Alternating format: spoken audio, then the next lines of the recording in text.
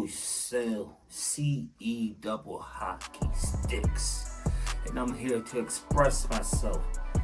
I know, you know, we all know a good friend that like to smoke that marijuana.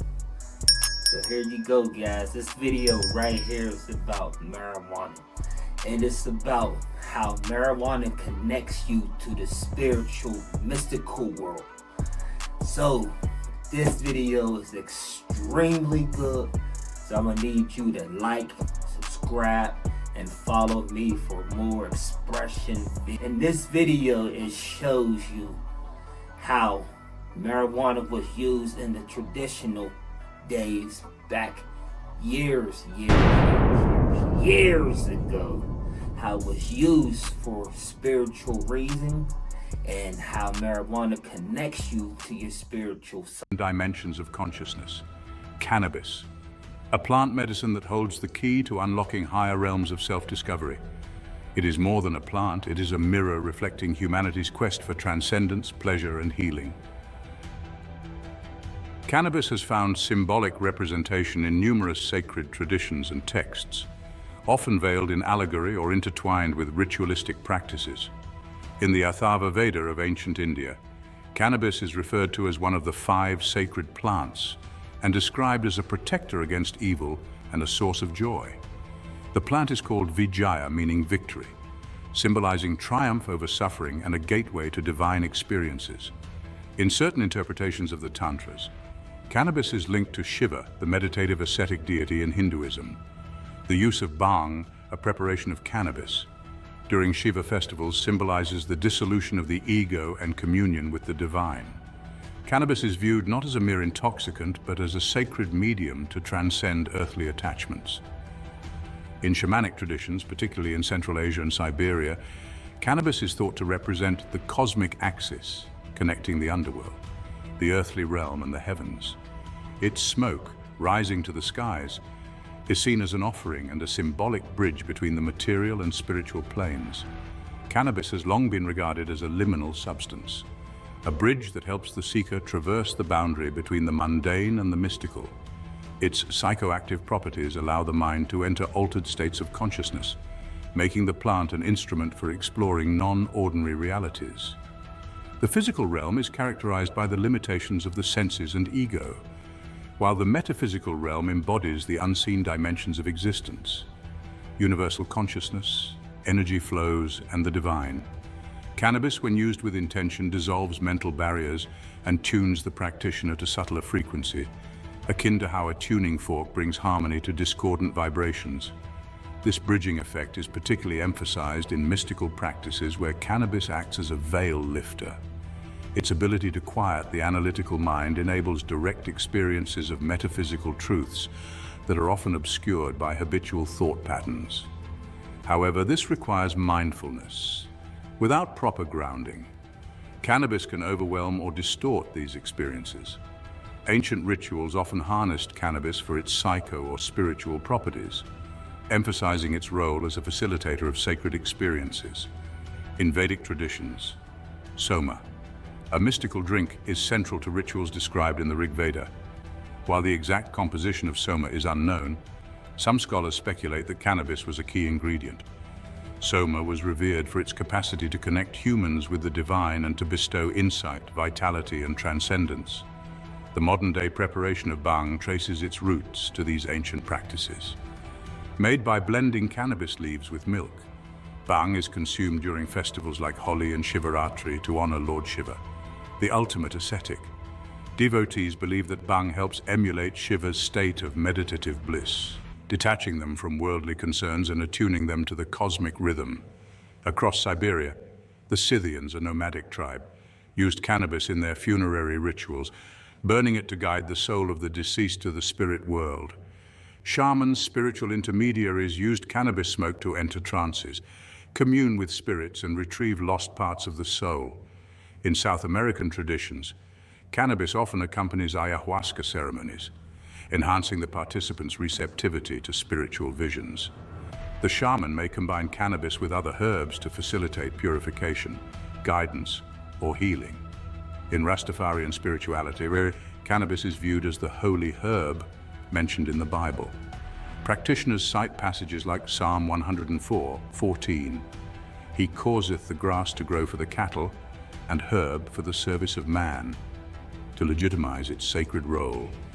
For Rastafarians, smoking cannabis is not recreational but an act of spiritual devotion, a way to commune with Yah, God, and meditate on divine truths.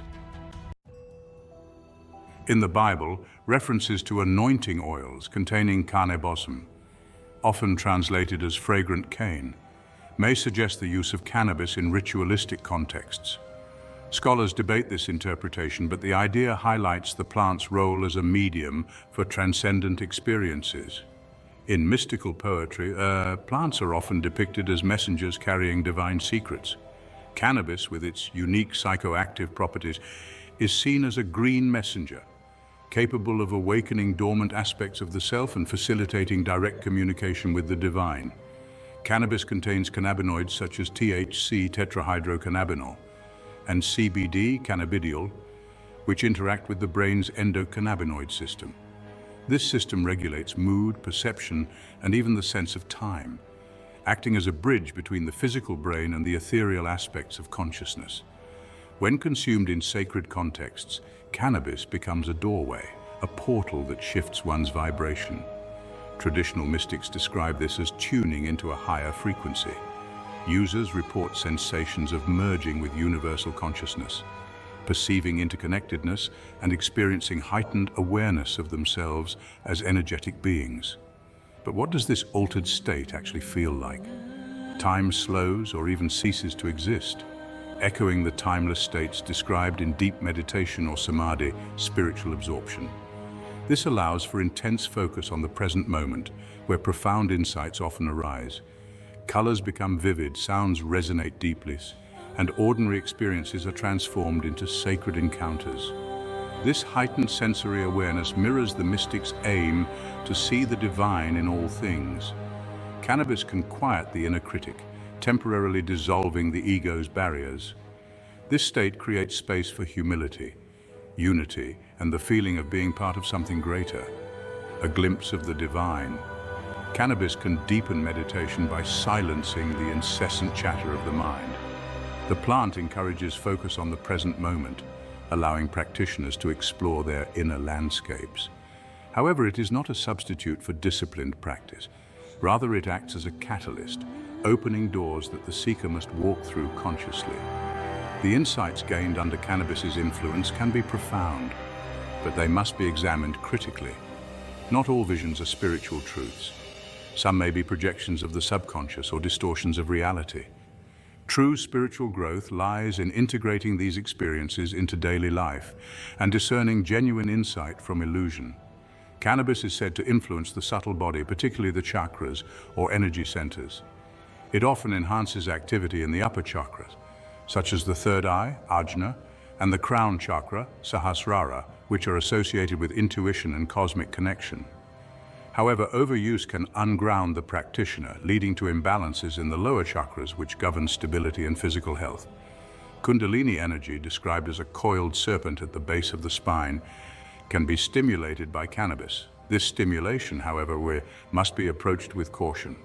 If the body and mind are unprepared, the rapid rise of Kundalini energy may lead to overwhelming experiences, such as anxiety or physical discomfort. When used wisely, cannabis may help release blockages, enabling the energy to flow more freely.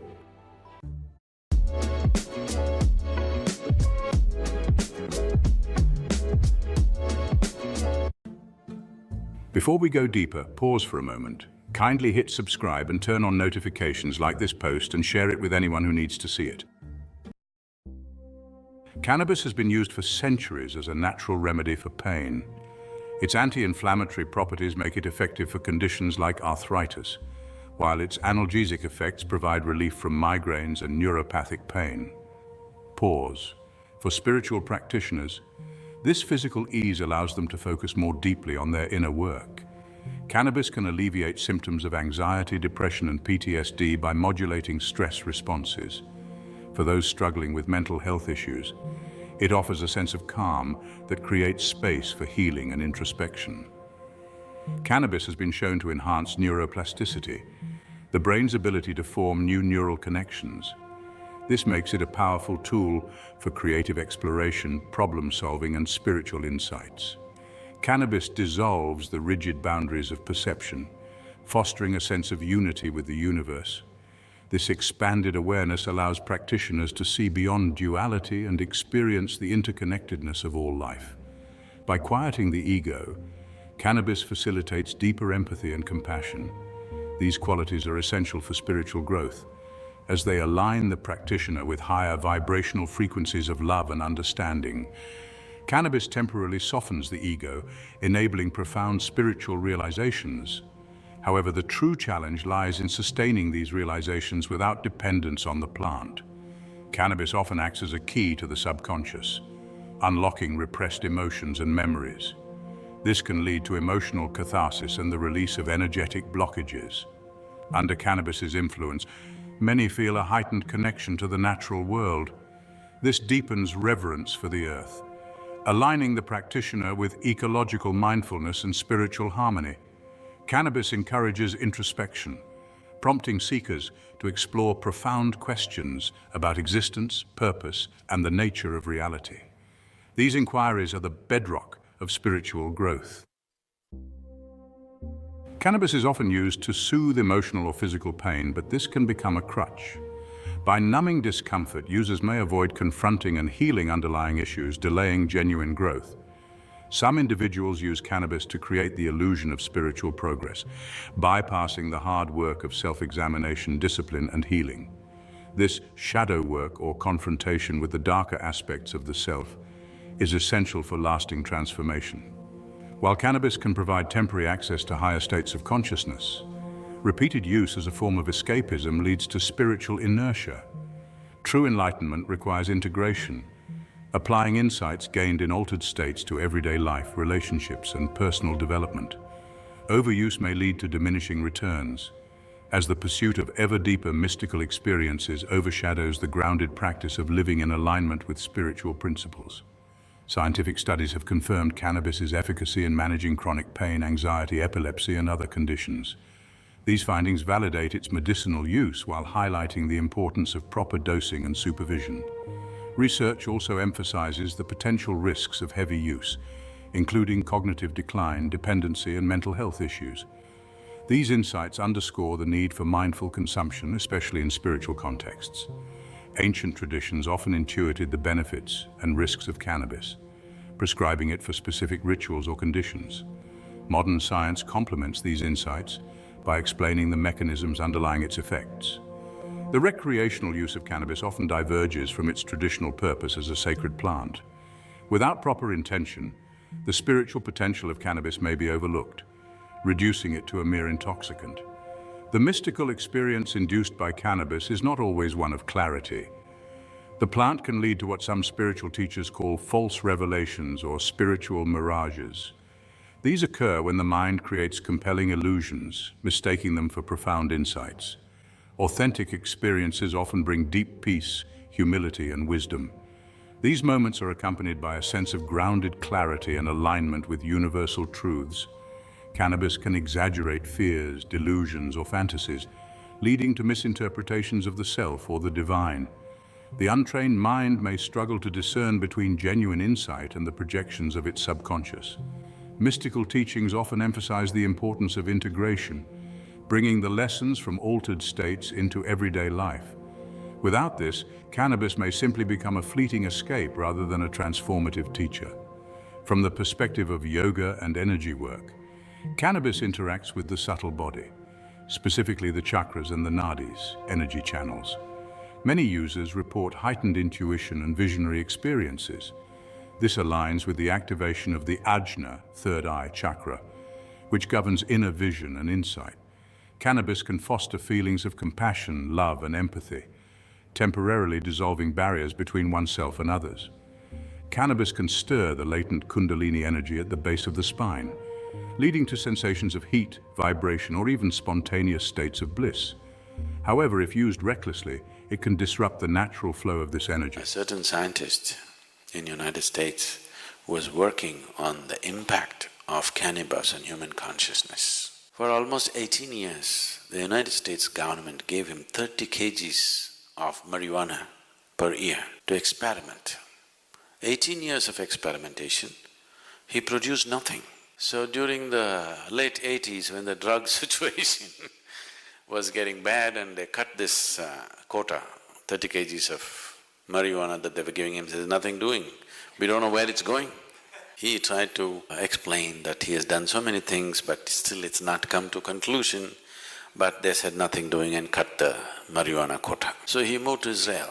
The Israeli government looked at his work and they decided to give him. So they gave him the same 30 kilos of marijuana for another 6 to 8 years. Then he came up with this. He actually produced proof that within the human brain, every human brain, there are millions of cannabis receptors. So this information, what to do with this, they do not know, they threw it across. They gave it to the anthropologists, they gave it to the physiologists, they gave it to the neurologists, they gave it to all kinds of people. There are millions of cannabis receptors in the human brain. What is the explanation? How? Why? So anthropologists said maybe at some point in history, maybe everybody was doping. Which cannot be, because in many parts of the world it doesn't even grow. So various kinds of explanations came, nothing sensible came out of it. Then the neurologists, after about 2.5 years of looking into this in various levels, they said, when human being is in a certain state of experience, the human system itself produces the necessary chemicals for which it is waiting. These millions of cannabis receptors are waiting for you to produce it. Those who could not produce it, they try to put it from outside and damage the system. Look at me, I'm always blissed out. Look into my eyes and see I'm stoned. Never been on a substance, but always stoned.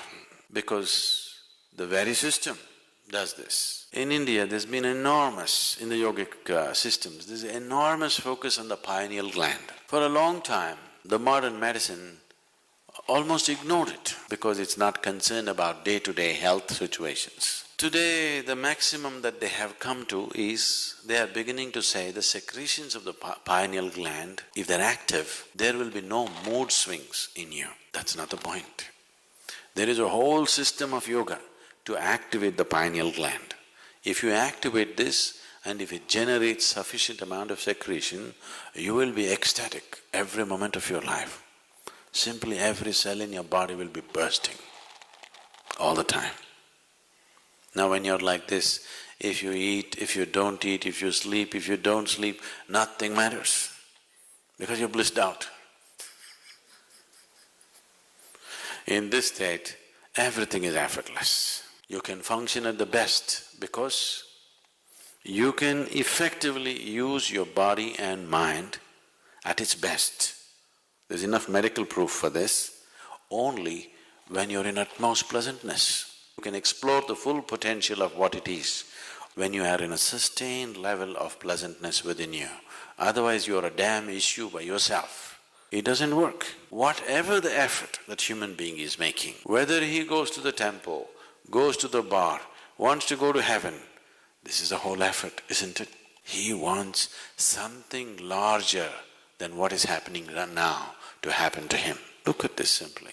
Something more will happen only if your perception is enhanced, not otherwise. So the whole system of yoga is only focused towards enhancing your perception. If your